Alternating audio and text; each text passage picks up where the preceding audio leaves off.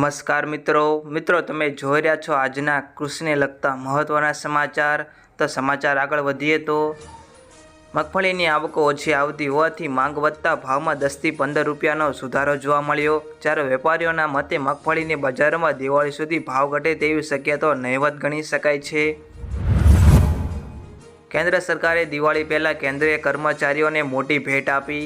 સરકારે 5મા અને 6ઠા પગારપંચ હેઠળ મળતા કર્મચારીઓ માટે મોંઘવારી ભથ્થામાં 9% વધારો જાહેર કર્યો અને કેન્દ્ર સરકારે મોંઘવારી ભથ્થું 203%થી વધારીને 212% કર્યું અને વધેલા મોંઘવારી ભથ્થાને ગત તારીખ 1 જુલાઈથી 2022થી દરેકને અમલમાં ગણવામાં આવશે।